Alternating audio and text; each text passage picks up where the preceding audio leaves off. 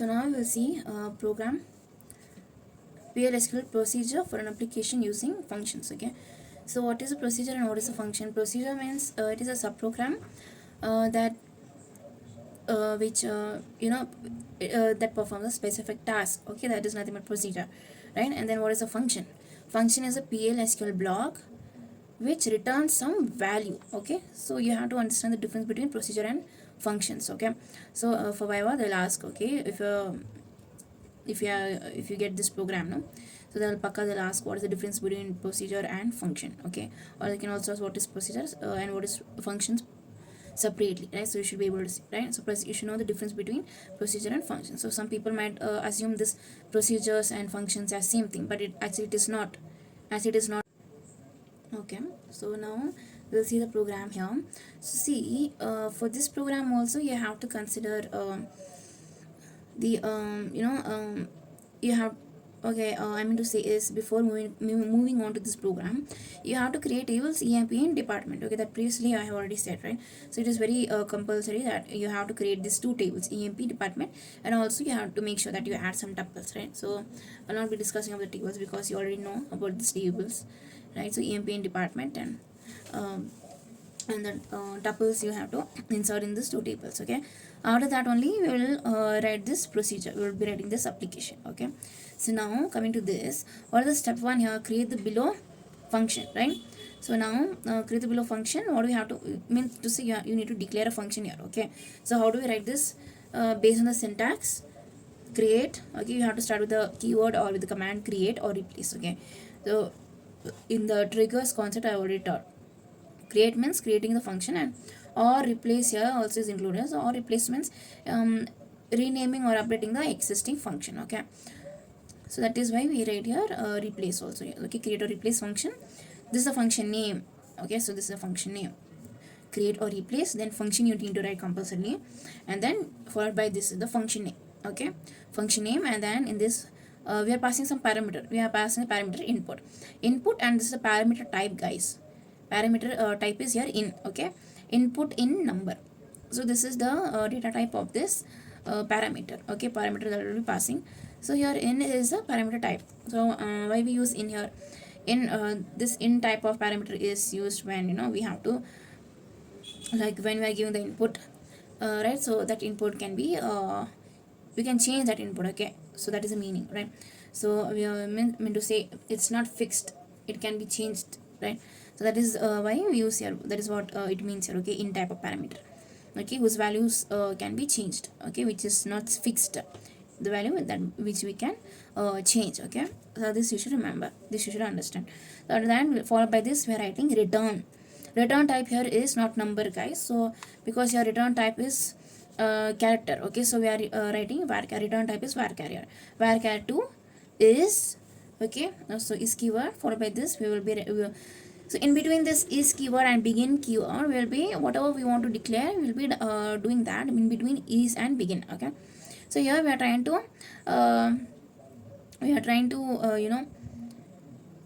return a value. Return a value means we are trying to return character type of data. Okay, so here for that we will be requiring one variable emp name. Okay, so emp name is a variable name here. Emp name is a variable name, followed by this is the data type. You already know this, right? So first previously I have told that in other programming languages how we used to declare a variable. First data type we used to write, and then variable, right? This is how we used to declare variables, right? But in PLSQL how we have to declare variables. First variable name, then data type will come. Okay, so this is how it is, and this is the size we are specifying, guys. Okay, or emp name, you can also get 10, 20, anything, but here maximum they are given 100. Okay, so this is also, it is acceptable. Okay, emp name varchar2 of 100 semicolon. Okay, and then after that we'll be starting with the executable section, begin and end semicolon. In between this, what we are writing? We are writing an SQL query. What is that SQL query here? Select, you're already familiar with the select command. Okay, so select is used for fetching information. Okay, so here in this case we are trying to, what are we trying to do? We are fetching employee name from which table? Obviously from emp table. Okay, select name into, means we are fetching ename. okay, ename into emp name means we are taking the value that is employee name value, okay, employee name value, like example king clerk we have in the table, okay, that is employee names, right? So select e name means we are taking out the information, okay, that is employee name is that information, okay. Into means here into emp name means we are taking out here the value of employee name, and then we are putting it into this variable which we are declared here, guys, okay. From which table emp already this, where, so there is a condition here, where emp number equal to input, okay. So that is the input here, the input value will be it will be assigned to emp number, okay. So after this, what do you have? Return of welcome means here we'll be printing welcome, and then concatenation operator, you already know this also, right? So I already have explained in other videos. So well, we are so whatever statements we write within single quotes, that will be printed as it is, you already know that. Then concatenation operator, and then emp name. So that emp name, whatever is stored, okay, whatever value is stored in emp name variable, that has to be printed, okay. So that is what here we are writing return. Here return means we are trying to return employee name value, okay, semicolon, and then end this part, now, right? And now this part here we are declaring a function. Next thing is how to call a function, how to call the particular function. This is the function we have created, right? Now how to call this. So that is the second step here we are having, okay. This is the second step here, call our function using below code. That is what is very simple code, guys. Just simply write declare here. After declare, no need to declare anything, okay. Just directly we are writing begin, in between begin and end keywords, what are we writing? We are calling a function here. How we can call the function? Just write simply dbms under output dot put underscore line of here, you already know, right? We have to print something, that is why we are writing this. Inside this, what are we writing? Inside this this statement, that is within simple brackets, okay. Get emp name, this is a function here, okay, which we have created. So we are writing a calling function here. Get emp name of, here already see here, guys, already we have assigned a value here, okay. So in this function parameter, we are passing some value already here, okay. So what it means is here, get emp name, or directly I'm writing that emp number value, okay. So emp number value, you can see here also, guys, in the table I might have not given 9001, okay. Most of you people don't understand the concept and the program properly and execute, okay. In table I might have not given to 9001 because I had there were so many tuples in the textbook, but I had reduced the number of rows there, right? So I might have not given 9001, right? So like there is 7676 suppose, okay, in the table. So that number you have to write, guys, okay. So please keep this in mind, because if you're in the if you're writing a value which is not present in the table, right, then you'll get error, okay, and you'll not understand properly why this error is coming, right? So please understand this properly, because in the table I might have not given this number. While when you're creating the table, whatever employee numbers you are given, among that please give that any one of the number, okay, any one of the emp number, that is, okay, emp number. So I hope you understood here, right? So now so when you're writing this, what happens, this function will call this function, right? So here what are we doing here? So here return type is this, and whatever we are declared. So in this query, what happens is select it will execute this query, okay. So as soon as this function is called, it will go here and it will execute this query, okay. And so finally it will be printed welcome pipeline symbol emp name. So emp name here is so whatever this value, right? So emp name of this particular corresponding to this emp number, okay. So suppose in the table you had given 7676, okay, that is which is available in your table when you have created before, right? So instead of 9001, I'm writing 7676 or 7686. So here return welcome emp name means here it will.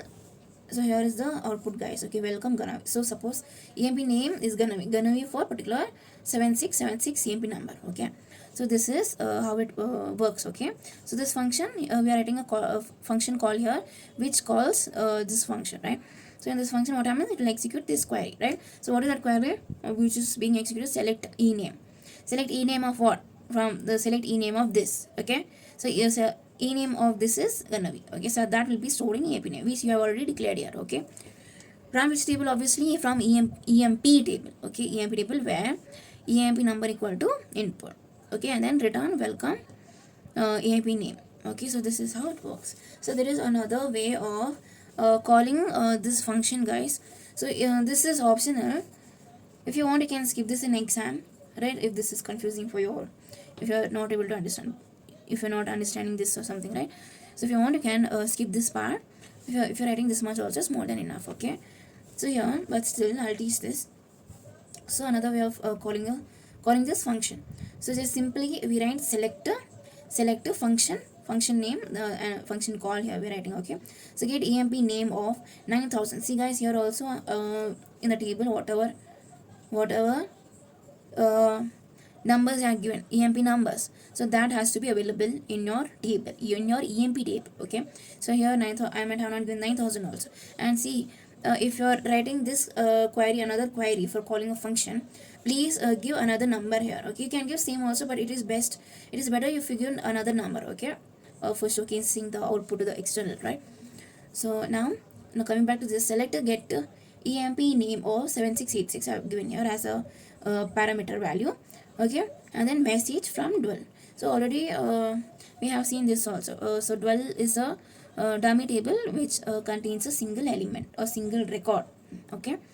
So so select EMP name, or so you know now, right. So this function will be called and this part will be executed, right, and message from dwell, okay. So message in the sense this welcome EMP will be printed, okay. From which table? From dummy table. So this dwell table is also known as dummy table, guys, okay. So please keep this in mind, okay. So dwell table is like it contains a single row and single column, single column and single row, right. So that is what it means here, this dwell table, okay. So what is another name of dwell table? Dummy table, okay, which will be having a single record or single element, right. So by default the value will be x, right. So that is what you have to remember. Select get EMP name of, simply just write message from dwell, that's all enough, right. And the output would be welcome Shrikant, okay. So this is all. It's very simple, very small example, very easy one. Okay guys, I just missed one point here, a very important point. So before you write this, right, this small part of the program, before the declare keyword, it's very important that you have to write set server output on, okay. Because already I've explained in other videos why we use this, why we have to write this statement, right, set server output on. So if you're not writing this, what happens is your output will not be displayed. This is your output, right, this welcome gonna be your output, right. If you're not writing this, your output will not be displayed, okay. If you write this only, your output will be displayed, okay. So please keep this in mind, okay. So once you write here, I think there's no need of, for this query also, there's no need of writing this statement once again, okay. I think if you're writing, it's more than enough. Once if you write, I think it will work for remaining queries also, okay, remaining part of the program also, okay. So that's all, guys.